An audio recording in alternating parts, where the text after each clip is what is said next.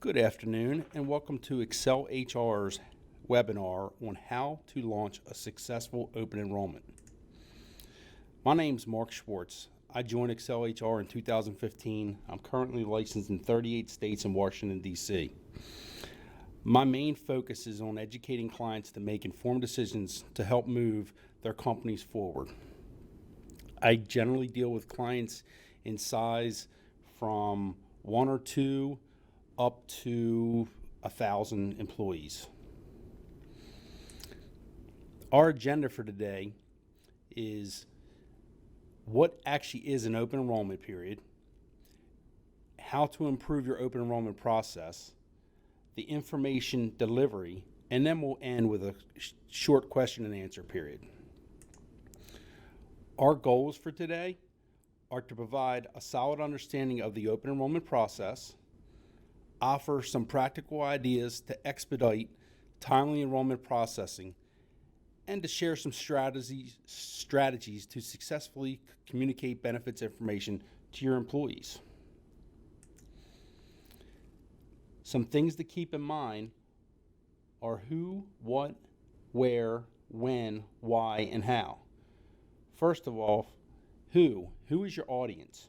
Generally, that's your employees, but we're also looking at their dependents, their spouses. A lot of times spouses will have a great say in what benefits, what plans, what they really need.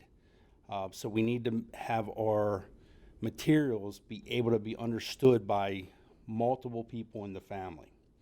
What is open enrollment? It's an annual time period during which employees can elect or change the available benefit options. Some benefits are employer paid and others are employee paid. Some benefits actually have open enrollment periods every year. Other benefit periods are only when an employee first gets hired, and it's very important to establish that difference right from the start. Open enrollment can be conducted in person or by electronic communication. There is not a perfect system to do this. Generally speaking, we try to do as much as we can in each way. Some are electronic communications, others are in person. Other things to keep in mind is when. Generally, you should start planning 30 to 45 days prior to your renewal effective date. Sometimes you can do it a little bit prior to that. Small group, which is 2 to 50 employees. Generally speaking, you get your renewal about 60 days in advance. Sometimes it's as early as 75, depending on which state you're located and your carrier. Large group, which is over 50, generally speaking is between 75 to 90 days in advance because it's so much more work. Once you start the open enrollment period, it can generally last anywhere from 7 to 30 days. There's not a perfect answer here, and a lot of it has to do with the communications between your employees. Obviously, if you have 3 employees, it's a lot simpler to get completed than if you have 100 employees. And if those 100 employees are in 25 different states, there's a lot more back and forth. Why? Our goal is we want to increase your benefit participation and retain employees. That's a huge purpose of what benefits are about. And how? We're going to communicate. Trust building is paramount. That trust goes all the way from the broker to the CEO, all the way down to every single employee. And we also, if you recall, I brought up about spouses earlier and dependents. We actually have to have some trust there. They have to believe, or we want them to believe, that we're trying to do the best for them as well.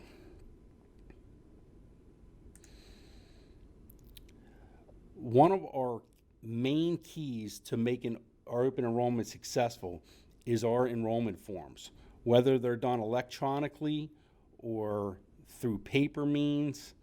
There are certain things that we really need to be double and triple checking. Things that sound very simple, but we look at these forms every single day, and sometimes they're just not simple to deal with. We want to always look at our spelling, make sure that's correct.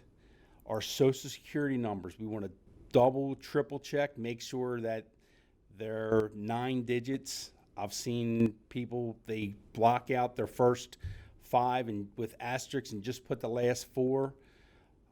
We do everything we can to make sure every document we have is secure. So, and we send it through secure portals to the carriers. So we really need that information to be correct. We want to make sure the addresses are correct. Certain plans are only able to be used in certain areas. And if you're, for example, I'm located in the Maryland, DC, Virginia area. If I write an address in DC and I'm in Maryland, there may be a plan that doesn't work across that border. So in HMO, for example, where a PPO would definitely work there. So that address is very important when we're looking to quote out plans and getting your open enrollment finished. Signatures are extremely important.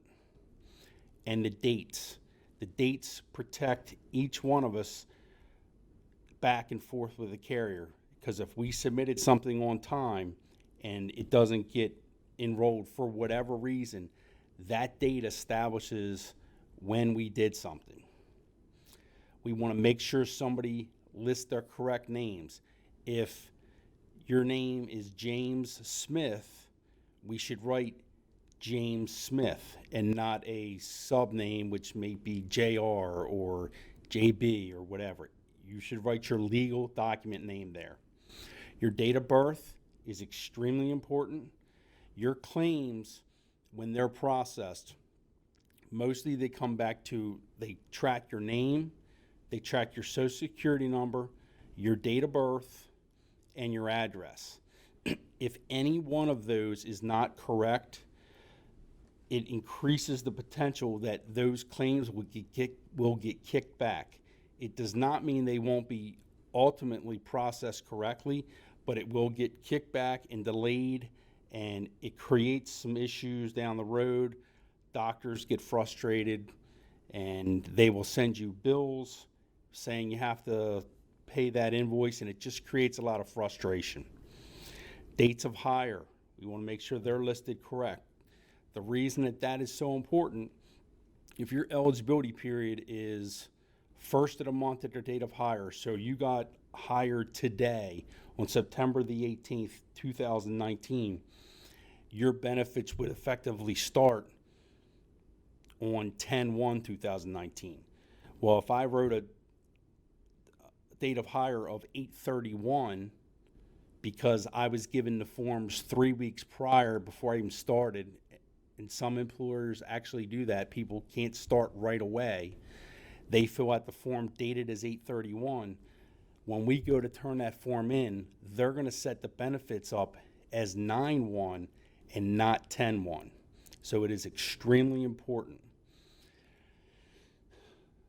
We want to make sure our plan group numbers, sometimes, especially companies of more than 25 or so, you may have 2 or 3 medical plans or 2 or 3 dental plans, and we want to make sure we have the proper group plan number down there, or potential for getting enrolled in the wrong plan and the one you don't want is very high. We'd love to complete electronically when able these forms. The likelihood of something being misrepresented electronically is not nearly as great. It enables us to scrub the forms. They're more legible, and ultimately this helps prevent claims issues and allows us to do our jobs more efficiently. The carriers, in turn, are much more efficient, and things are done correctly the first time more times than not. We want to be able to take advantage of carrier experts when they're available. Carriers generally will be able to send a representative for groups of over 25 employees. If they're not able to, brokers will generally handle companies with fewer than 25 employees. Sometimes we can do it together. The more we're able to speak to employees, the more efficient we will all be. Your goals are to make your open enrollment as successful as possible and to put benefits in place for your employees that are valid and able to retain employees. We want them to be able to understand their benefits. This goes a long way with assisting. Carrier representatives are directly trained to answer these specific questions, and it will help your open enrollment go much more smoothly. Some communication channels used to assist with open enrollment periods: emails, flyers. You can have vendor fairs. That's usually for a bigger group, over 50 employees generally. You can have live webinars just like this. If we had a client that may be in 10 different states and they couldn't get everybody together, this would be a great way to do that. Conference calls. I have conference calls weekly, sometimes 2 or 3 in a day, sometimes 1 in a week. Whether it's with just one person in a company or whether it's with 5 or 10, it's a regular occurrence. And the more you communicate, the back and forth asking questions really helps your employees to make this more successful.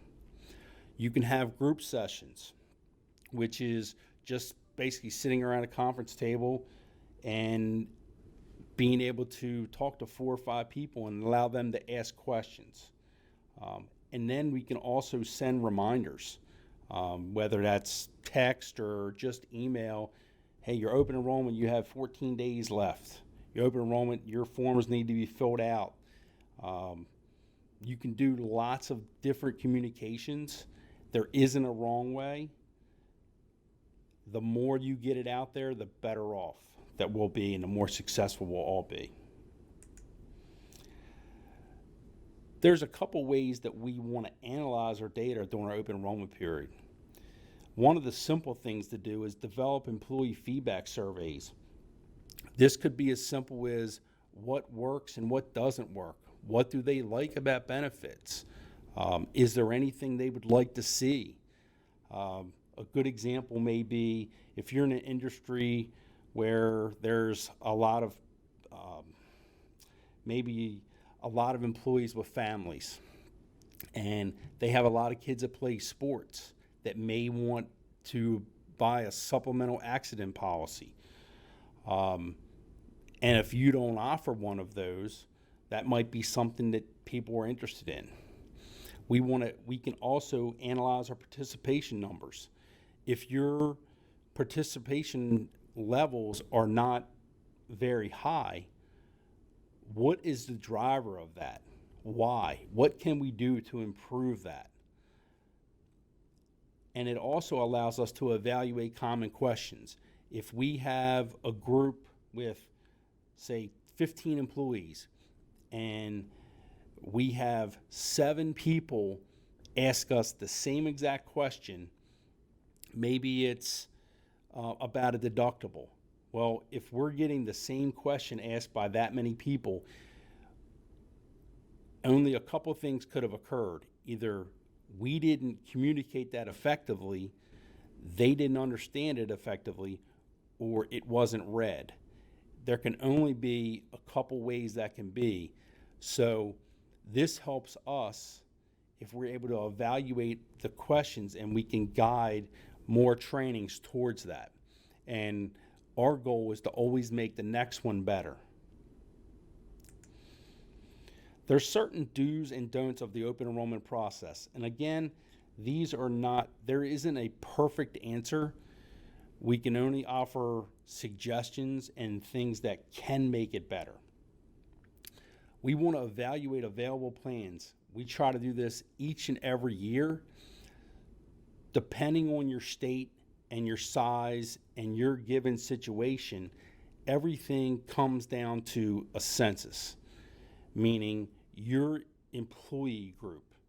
Example, if you have 5 employees and you have 2 that are Medicare eligible, one's on TRICARE, which is retiree military coverage, and you have 1 employee that is enrolled and another employee is waiving, your plans are going to be very limited because you just don't have a lot of options in there. But if you had 5 all in the same state, there's a lot of difference there what's available. We also want to consider life changes. Could be, did you move out of area? Where is everybody located in? For example, in Maryland, if you have 20 employees and you have 18 in Maryland and 1 in Ohio and 1 in Michigan, you need to have a national plan. You can't just put a local HMO. That will not work for your employees out of area. So it's very important that we have that correct data so we can help guide you to what will work and what will not work.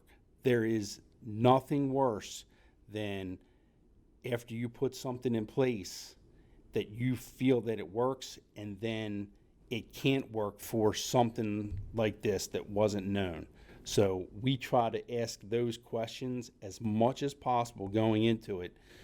Other life changes you want to consider are adoption, birth, marriage, divorce.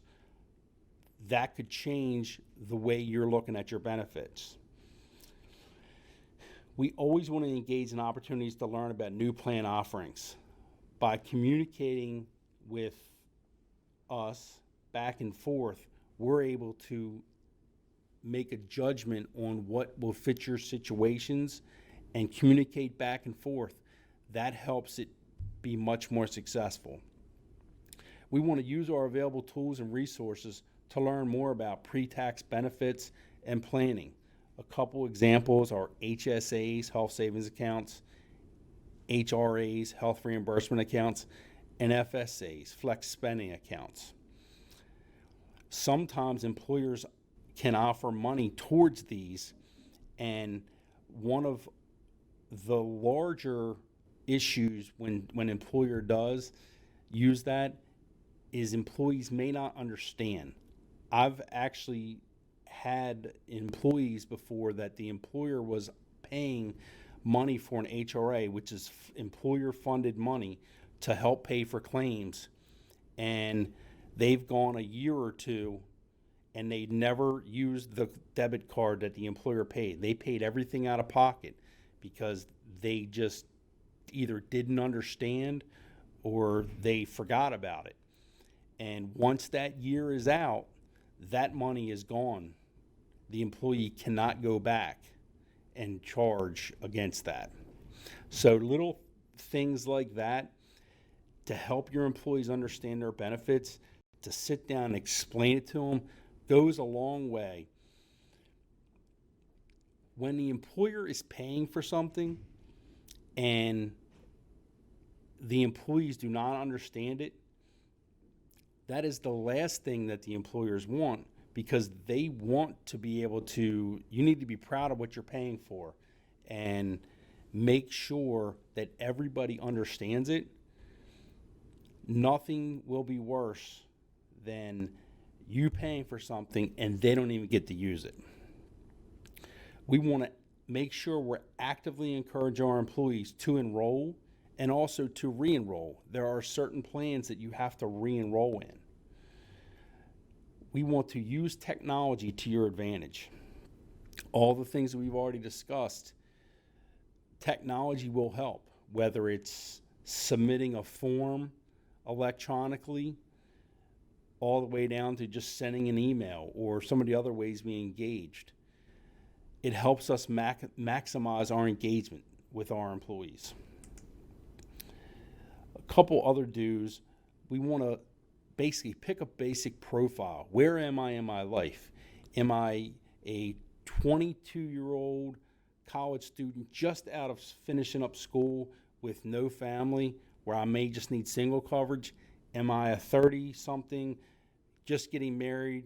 Maybe you have one kid. Or am I somebody that's a couple years away from retirement? All these things play into benefits. Do I need life insurance? Do I need short-term, long-term disability? Where do I need dental? If there's 2 or 3 dental plans, do I need a dental with orthodontic care? Do I need one without? A lot of times, I hear this regularly. I don't need eye or vision care. My eyes are fine. I don't even go get my eye exam. There's a lot of conditions that can be checked with just getting a medical exam and a dental exam as well. And it can bring out a lot of other issues that will be solved if we just go get our regular care. We can have some system integration. We can set some auto reminders, whether it's just even Outlook. You can remind people to make sure you get your open enrollment forms in. Make sure we're enrolling in this specific benefit, or something as simple as the rep for this company is coming out today, tomorrow. We want to try to avoid some anxiety and angst at all costs. And we want to be able to walk employees through questions. They don't understand benefits as much as we would. Help us help them. Allow us to help them. Some don'ts. We never want to miss out on learning opportunities. Every one of us have to be engaged and make sure we're paying attention and trying to learn. The more we can learn about our benefits, the better that we will be, and the more successful our companies can be, because we can explain it and we can help with that and make sure we're putting the best benefits in place for our employees. One of the biggest don'ts that I see sometimes is you'll have people that just treat their approach to benefits haphazardly.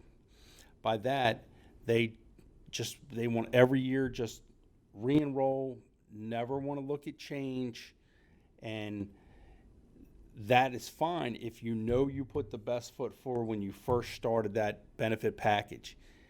If not, you should be looking at it every single year. Okay, there's some good marketing strategies for open enrollments. We can always look at measurable goals. If our goal is we want to get 100% participation in dental or vision, and we are at 50%, our goal is to get everybody. We can look at a lot of things. What is the employer contribution? We can increase that. Why are people not enrolling? We can develop some key messaging. We want to continue year-round engagement. You can have your marketing department. We can always get stuff from either internally or from the carriers that can explain different parts of benefits. And the more that we help employees understand that, whether it's on a monthly basis, quarterly basis, or just on the open enrollment, the more they understand that and it's put out there for them to look at information, the greater likelihood that they're actually going to look at it.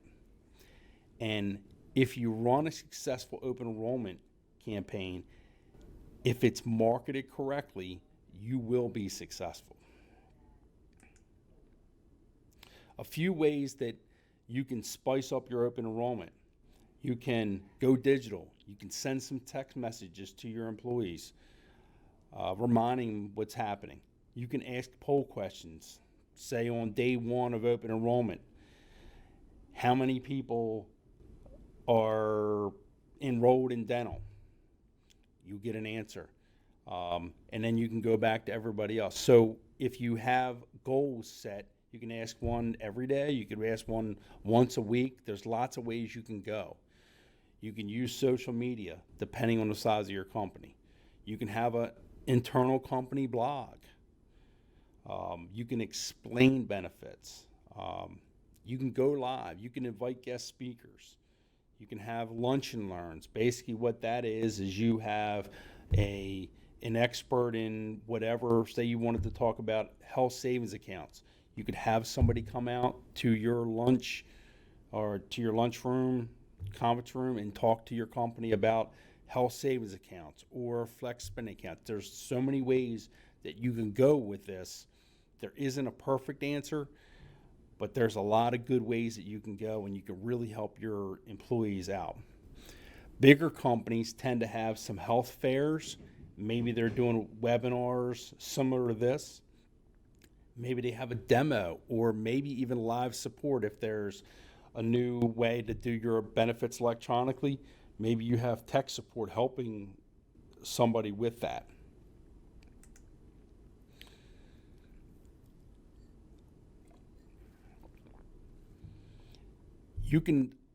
A lot of these open enrollment processes can be done at home.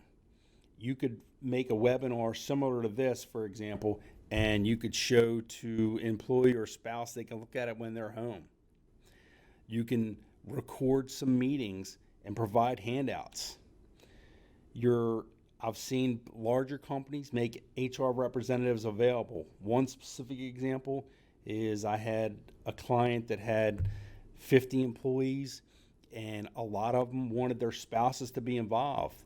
So they had a dinner on a Wednesday night and brought in a couple of different carrier representatives, and they were able, any spouses that wanted to come ask questions, the employees were able to bring their spouses and they could ask questions and they got served dinner as well. We can include provider links and formulary lists of prescription drugs. That's always a big driver, and the lookups for those when they're available. We want to be able to get that information out there. We want to mention our open enrollments in every company communication. Generally, maybe an email from your HR director, say your open enrollment's going to start November the 1st. Maybe everything sent out from October the 15th on for the next 30 days or so from that person. Every internal email could have the signature line with something blasting. Open enrollment starts in 15 days. Open enrollment starts in 5 days. The more your employees are vested, we will be more successful. You can provide multiple options to get the information out there. We want to try to make the enrollment as simple as possible. Some companies offer incentives. Whether it's if you turn your form in the first 7 days, they might give you a $10 Starbucks gift card or another incentive. I've seen if everybody in a larger company, if everybody turned it in by 15 days in advance, the company would close down an hour early on the last Friday of the month or something similar to that. And we can also show some comparisons. If you have multiple plans, that will make it a little easier to look at home. All right, some key takeaways. We want to be able to align your company's strategy, and we want to set goals. You want to make the personal or the open enrollment personal. So if an individual employee has questions, we can do one-on-ones.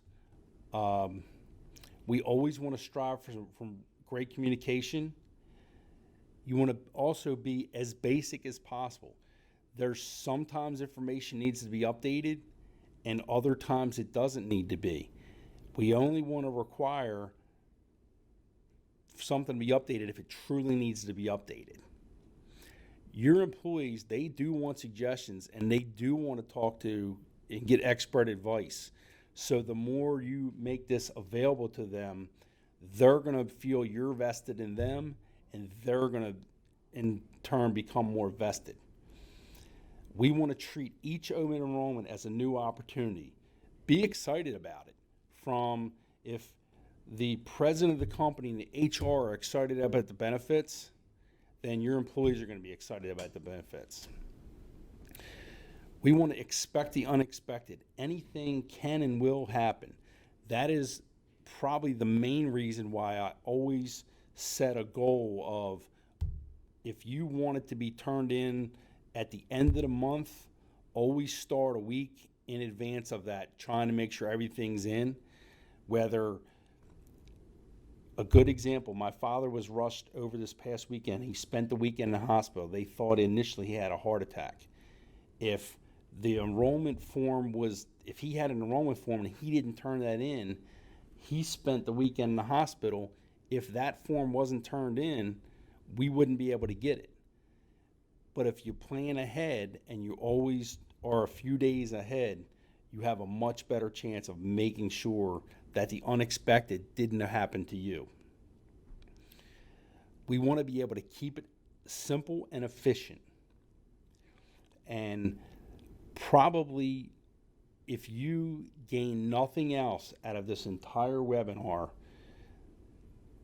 probably the most important thing that you will do with your open enrollment period is annually update your beneficiaries, no matter what. I'll say it again. Please make sure you update your life insurance beneficiaries every single year. I have a very quick story of someone I know that there was a divorce situation. The beneficiary was not updated, and 17 years later, his children did not get the life insurance. A $150,000 policy was paid out to a former spouse that had nothing to do with the family anymore, and the children got nothing. It is extremely important that this is done annually. I think we've had success. We've met our goals. I think you now each have a better understanding of the open enrollment process. We've learned some practical ideas and solutions to make sure your enrollments are completed correctly and on time. You've also learned some effective communication strategies to get benefit information out to your employees. If you have any questions, you can contact us at info@excelhr.com.